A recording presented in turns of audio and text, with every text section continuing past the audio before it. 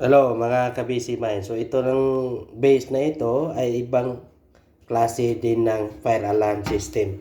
So ito ay pang addressable type lang ng fire alarm system. Kung makikita natin yan, napakadali lang itong wawiringan.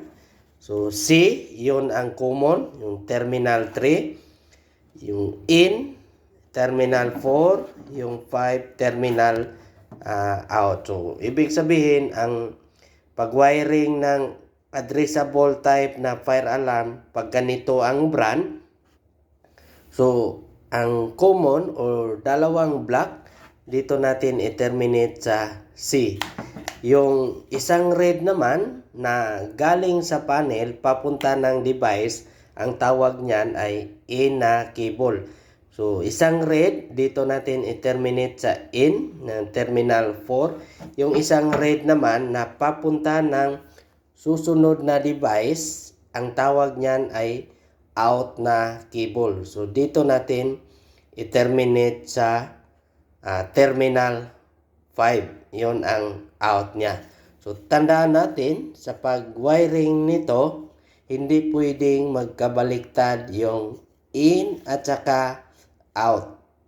Kasi may flow ang device nito. Kapag nagkabaliktad tayo ng paglagay ng in at saka out, so mag-trouble yung panel natin.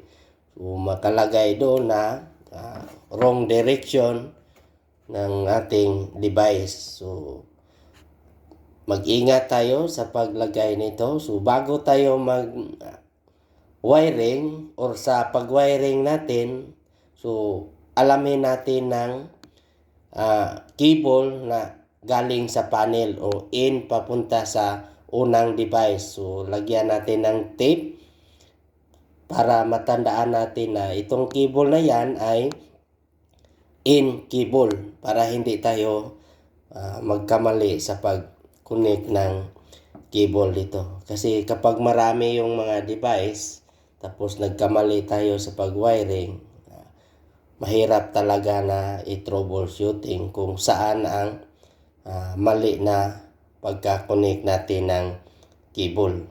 So, hindi ito katulad ng ibang brand o device ng fire alarm system na kahit magkabaliktad, so, hindi mag-trouble sa panel. Pero ito, isa lang ang gamit niya. Pang-addressable lang ito na device. So, yan ang gamit ng fire alarm system na ito. So, kung may ideya ka rin tungkol sa fire alarm system, pakibahagi naman sa inyong nalalaman dito. Okay? Bye-bye mga ka-busy mind.